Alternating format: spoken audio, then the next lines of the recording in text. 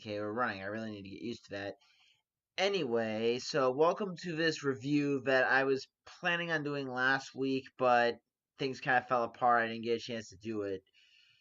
What I am going to be doing is the review of a Bruce Campbell movie called Bubba Ho-Tep.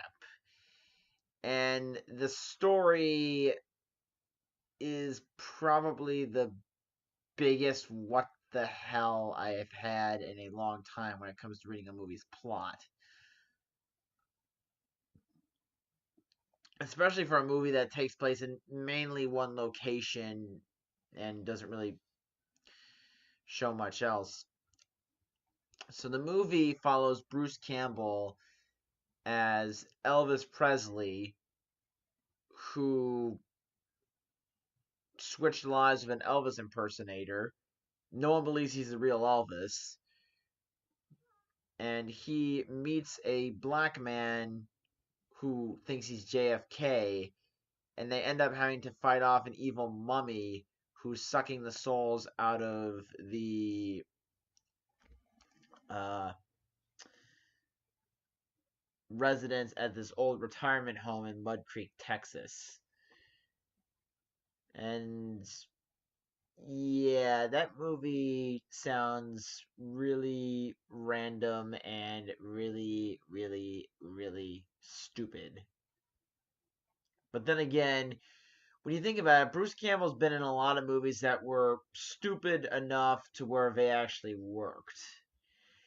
And I think of movies like Army of Darkness, for example. I mean, granted that was a third chunk of a movie series, but this one is more of a self-contained story, and it's one of those movies where even though the premise is pretty ridiculous, it takes this really weird out there idea and makes it work to the point where you can believe it's actually happening and you can take the story seriously, which is actually kind of funny. And a lot of it does kind of center around Bruce Campbell because he does kind of, I mean, he's doing a good job at playing the accent to sound like Elvis.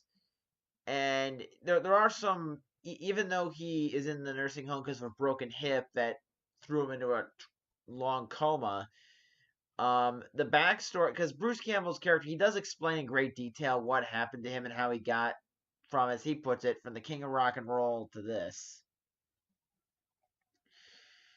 And it is actually kind of surprisingly very moving. I don't think reading this plot out loud, you'd think it would just be one of those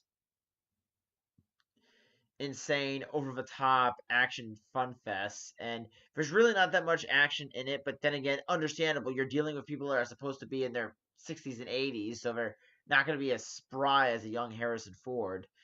Um,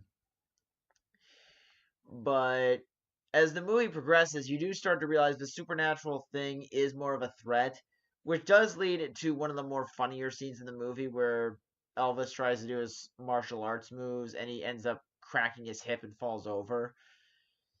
And I don't want to give away the ending here, but the ending is much like the backstory, surprisingly moving for a pretty stupid movie.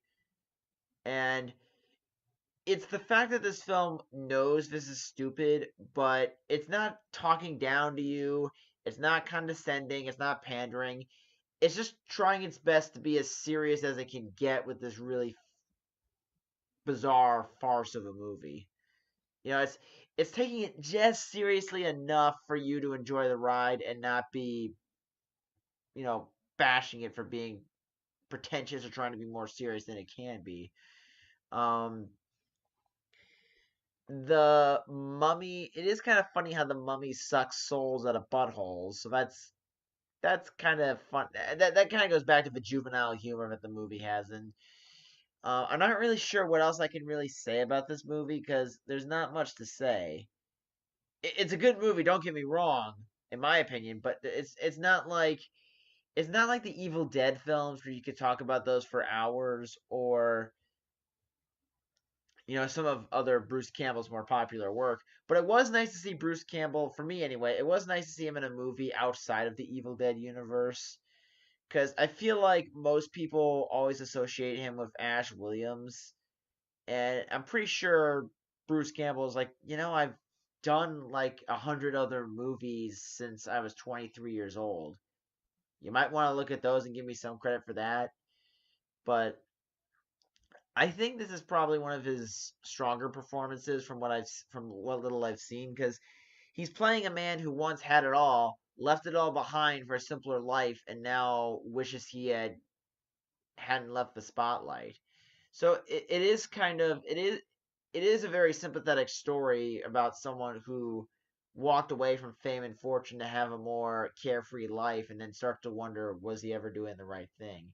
So yeah, this movie is actually surprisingly very deep, which I definitely got to commend it for that. And I'm trying to think what else I could say. But probably not. I mean, I know this review is really short because it's going to be about 6.5 minutes once I actually stop talking. But well, once I stop talking and add in the title card. Yeah, it's a good movie. If you're a Bruce Campbell fan, you should definitely check it out. And I actually look forward to looking into other Bruce Campbell movies in his filmography, because he is that kind of actor that I love. I just need to see more stuff with him in it. So I'll post a review next week, and hopefully I have more stuff to say about that movie. See ya.